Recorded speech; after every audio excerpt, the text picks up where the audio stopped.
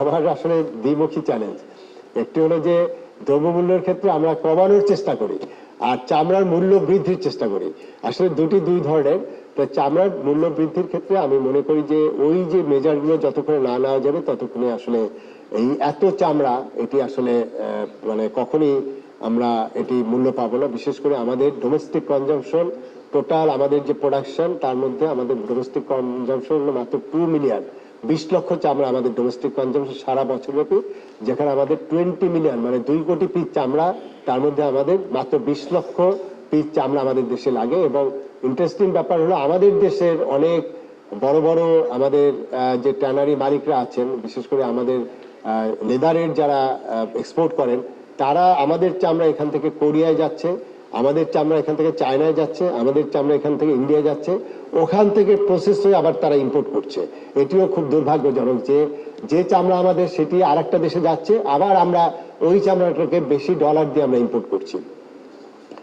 এবারে প্রথমবারের মতো ভোক্তা অধিকার সংরক্ষণ অধিদপ্তর চামড়ার দাম অনুসন্ধানে মাঠে নেমেছে।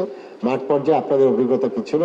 এবারে প্রথমবারের মতো না, আমি পরপর 3 বছর, আমি যদিও 2 বছর 3 মাস এখানে দায়িত্বে আছি, অলমোস্ট আমি 3টা কোরবানি পেয়েছি। 3টা কোরবানিতেই কিন্তু আমরা মনিটরিং করেছি, এবং 3টা কোরবানির মধ্যে একটার সময় আমি দেশের বাইরে ছিলাম গতবারে, এর 2বার কিন্তু আমি পুরোপুরি পোস্তা এবং সাভারে আমি মনিটরিং করছি এবং আমাদের অফিসাররাও মনিটরিং করছে। তবে এখানে যে আমাদের যে রিপোর্ট যেটা আমরা তৈরি করছি, সেখানে একটা জিনিস আমরা ফোকাস করব যে এখানে এই চামড়ার মুভমেন্ট আমরা যেটা সিদ্ধান্ত নিয়েছিলাম ঢাকা আসবে না, কেন এটি ঢাকা আসলো, আমরা স্থানীয়ভাবে যদি আমরা প্রিজার্ভ করতে পারি তাহলে এটি নিশ্চিত করা সম্ভব হবে। শেষ একটি প্রশ্ন, চামড়ার দাম নিশ্চিত করতে না পারে গরিবের হক নষ্ট হচ্ছে, এছাড়াও এটি অর্থনীতির জন্য অসংগত। এই অবস্থা উত্তরণে আপনার পরামর্শ কি? আমি পুরোপুরি একমত যে আমরা আসলে এই চামড়ার দিয়ে কিন্তু অনেক মসজিদ মাদ্রাসা চলে, এবং তারা এই চামড়াটা আমরা বিনা পয়সায় দান করি তাদেরকে, কিন্তু সেই জায়গায় তারা যদি 300-200 টাকায় যদি এটা বিক্রি করে দেয়, যেটা হওয়া উচিত মিনিমাম আমাদের লবণ ছাড়া যে চামড়াটা 800-900 থেকে 1000 টাকা হওয়া উচিত ছোট চামড়াটা, বড় চামড়াটা আরো বেশি হওয়া উচিত। তো সেই জায়গাটা আমার মনে হয় যে এটি আমাদের একটা ইমানি দায়িত্ব বলবো, কারণ আমি এত দাম দিয়ে একটা কোরবানি করছি, কিন্তু ওই চামড়াটাই আবার যখন যে গরিবের হকটা নষ্ট হচ্ছে, সেখানে কিন্তু আমাদের প্রতিটা ইন্ডিভিজুয়ালের, প্রতিটা ব্যক্তিরই কিন্তু এখানে দায়িত্ব বর্তায় বলে আমি মনে করি।